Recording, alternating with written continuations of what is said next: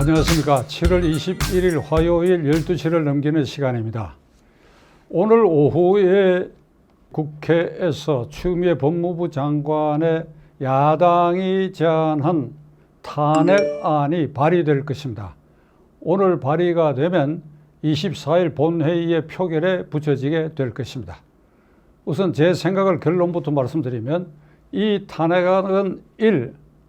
민주당 의원 40명 이상만 여기에 찬성을 하게 되면 야당 약 110명 정도 되니까 과반수를 넘겨서 탄핵안이 가결될 수 있다. 따라서 민주당 의원들이 자율권을 행사해서 소신껏 투표해야 한다. 그래서 탄핵안을 가결시켜야 된다.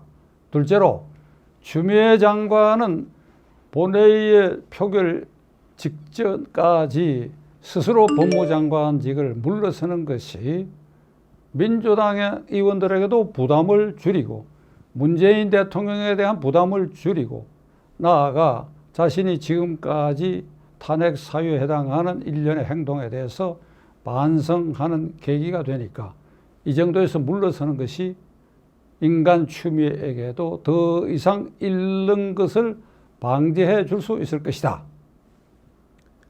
탄핵 발의안에 지목되어 있는 법무장관 추미애의 결정적 탄핵 사유는 윤석열 검찰총장을 특정 사건에 대한 지휘권을 박탈한 것이 법률과 헌법에 위배된다는 데 있습니다. 이른바 채널A 이동재 기자와 부산고검 차장검사 재직 시의 한농훈 검사가 공모하여 신라젠 사기 사건의 주범으로 현재 수감되어 있는 이철에게 접근하여 배후 인물에 이 정권 실세, 이를테면 유시민 씨 같은 사람이 관여하지 않았냐 하는 것을 그를 협박해서 캐내가지고 이를 크게 이슈화해서 4.15 총선거에서 야당에 유리한 국면으로 작용되게 하는 것이 좋지 않겠느냐라는 취지의 두 사람이 모의하고 실행에 옮겼으나 결국 목적은 달성하지 못했다. 그래서 강요미수죄를 범했다고 해서 지금 서울중앙지검이 조사를 하고 있는 사안입니다. 이 사건에 대하여 법무장관은 수사 지휘권을 발동하여 검찰총장은 중앙지검의 이 사건 수사에 지휘권을 행사하면 안 된다. 사후에 결과만 보고받아라. 이렇게 해서 총장의 지휘권을 박탈해 버렸습니다. 이건 명백히 헌법과 검찰청법에 위반되는 행위입니다. 나아가 이 사건이 얼마나 허구에 그리고 허무맹랑한 사건이라는 것이 지난 7월 19일 KBS 저녁 메인 뉴스에 이 기자와 한 검사가 공모한 증거가 드러났다.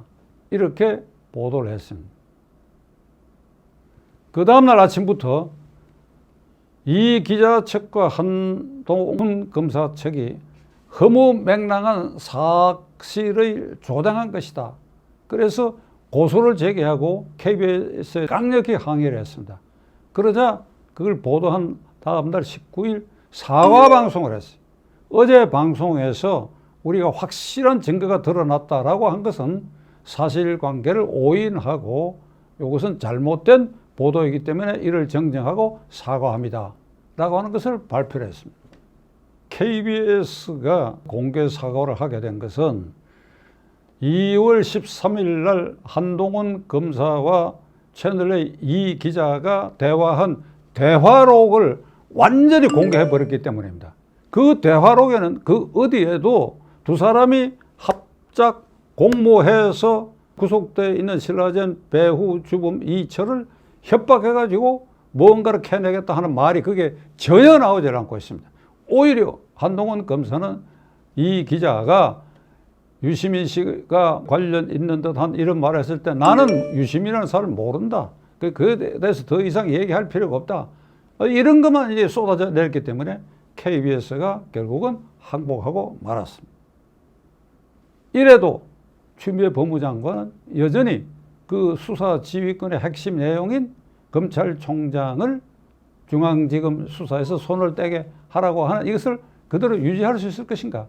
그 근거가 되는 사건이 이미 허무맹랑하고 오히려 권은 유착 사건으로 판명된 이 마당에서는 그의 지휘권의 행사는 무효로 귀결되고 마는 것입니다. 자, 이렇게 된 마당에 이제 탄핵안까지 발의되어 있습니다. 추미애 장관 어떻게 하실 것입니다. 탄핵안의 제1 핵심 요소였던 검찰총장의 채널A 기자와 한동훈 검사 사이의 수사지휘권을 박탈한 이것은 원천 무효로 규결되었습니다. 또 있죠. 탄핵안 두 번째로 중요한 것은 작년 7월에 취임한 지 일주일도 안 돼 가지고 윤석열 총장 휘하에서 조사하고 있는 울산시장 부정선거 게이트와 조국 게이트 등 일련의 이 사건의 핵심, 주심, 지휘 검사 라인을 인사이동철도 아닌데도 전부 흩어버리는 강압적 인사 조치를 한 거. 이거 다 검찰청법에 다 위배되는 것입니다. 그 이후로 윤석열 총장을 옥죄하는 말을 시도 때도 없이 반복해서 해서 스스로 법무장관으로서 법치주의를 훼손했을 뿐 아니라 인간적으로도 법무장관이 검찰총장을 이렇게 농락 희롱하듯이 옥죄고 되는 말 안 되는 말을 쏟아냈지 않습니까? 그래서 이것을 전부 합쳐가지고 탄핵 사유로 삼은 것 같은데 이 탄핵안은 반드시 통과돼야 하리라고 생각합니다. 탄핵안이 가결되려고 그러면 모두에 말씀드린 것처럼 민주당 의원 40여 명이 여기에 가표를 던져줘야 됩니다. 나는 민주당 의원 180명에게 말씀드리려고 합니다. 여러분들이 민심을 한번 청취해 보십시오.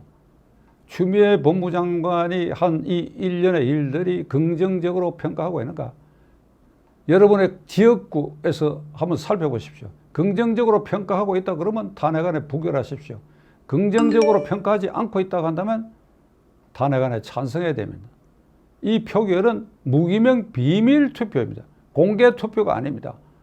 따라서 여러분들이 헌법 46조에 규정되어 있는 자율권의 행사를 하기에 아주 적절한 사안입니다. 헌법 46조 국회의원은 국가이익을 우선하여 양심에 따라 직무를 행한다. 이런 횡포를 부리는 법무장관이 계속 있는 것이 이익이 될 것인가? 여당 의원의 입장에서도 그것이 나아가 대통령에게도 부담을 주고 있지 않느냐 한번 판단해 보시기 바랍니다. 그리고 여러분들이 양심에 비추어서 비밀 투표를 하기 때문에 여러분들이 두려워할 것이 없지요. 금태섭 의원의 경우에는 공개 투표에서 공직선거법 그리고 공수처법을 심의할 때 공수처법에 대해서 공개적으로 기권표를 던졌습니다. 기권표는 사실상 반대표지요. 그래가지고 그는 보복을 당했지요. 공천에도 떨어지고 중앙당에서 징계 처분하는 사태까지. 이건 후일 우리 헌정사에 크게 기록될 일입니다. 그런데 이번에는 무기명 비밀 투표입니다. 이런 점을 여러분들이 감안해가지고 최근에 정부 여당을 향한 부동산 문제 등 민심이 어떻게 악화되어 가고 있는가. 만일 이것을 압도적으로 민주당 의원 거의 전원이 반대한 것으로 추정되는 결과가 나온다고 한다면 어떤 궁지에 몰릴는지 한번 생각해 보시기 바랍니다. 추미애 장관, 그 표결에 있어서 민주당 의원들이 아마 오늘 오후에 국회 본회의에 발의한 후부터 24일 표결하기까지 이게 아마 정신적으로 굉장한 부담을 안겨다 줄 것입니다. 깨놓고 얘기합시다. 민주당에도 제가 아는 의원들 많이 있죠. 과거 야당 같이 한 의원들도 있고 제가 변호사 시절에 변론해준 의원들도 다수 있습니다. 여기저기 무작위로 여론 청취를 해봤습니다. 오전 중에.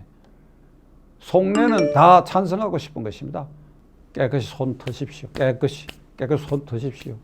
내가 채널A 사건과 한동훈이 공모하여 강요했다 하는 이 사건의 잘못 보고받았다. 그래서 내가 무리한 발언들도 하고 무리한 일을 했는데 이제 이걸 내가 뒤늦게 알게 됐다. 송구스럽게 생각한다. 한번 걸어보십시오. 그러면 추미애 장관에게 야심이 있죠. 추미애 장관. 서울시장도 그리고 대통령도 꿈이 있죠. 그러니까 어제 그저께는 법무장관이 이례적으로 부동산 문제에 대해서 아주 강한 발언을 했지 않습니까?